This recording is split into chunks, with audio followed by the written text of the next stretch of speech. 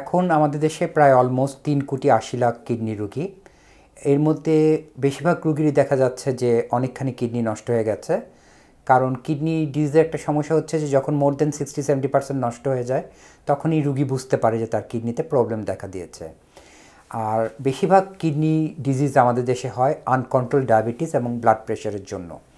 তো সেজন্য আমি অনুরোধ করব যে যাদের অনেক দিন ধরে ডায়াবেটিস এবং ব্লাড প্রেশার আছে তারা অবশ্যই এই ডায়াবেটিস আর ব্লাড প্রেশারকে কন্ট্রোলে রাখার চেষ্টা করবেন।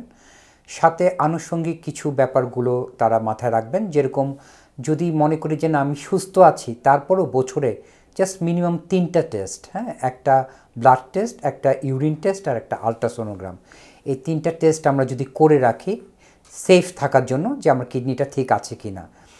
আর যদি কোনো কারণে একটু ক্রিয়েটিনিন বেড়ে যায় সেক্ষেত্রে আসলে আনুষঙ্গিক বিভিন্ন জিনিস দিয়ে, যেরকম ডায়েট কন্ট্রোল করে, ইয়োগা, কিছু হার্বাল মেডিসিন দিয়ে আমরা ওই ক্রিয়েটিনটাকে আবার নর্মালে ফিরিয়ে আনতে পারি।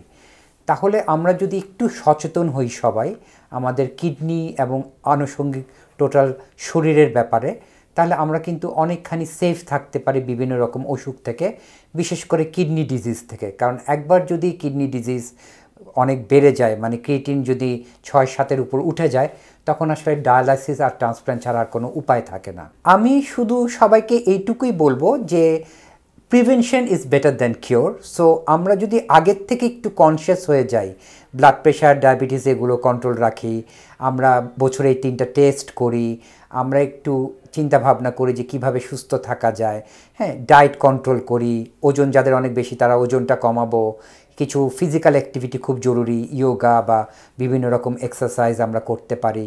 সো এই বিভিন্ন বিষয়গুলো নিয়ে আমি যদি একটু চিন্তা করি এবং প্র্যাকটিস করি, এবং আগের থেকে যদি এগুলো প্র্যাকটিস করতে থাকি, তাহলে কিন্তু আমি অনেক সুস্থ থাকতে পারি এবং আমার কিডনিটাকে অনেক দিন সেফ রাখতে পারি। উৎসবে খুশি হবে নগদে বেশি, কারণ ঘন্টায় ঘন্টায় আছে গিফট জেতার সুযোগ।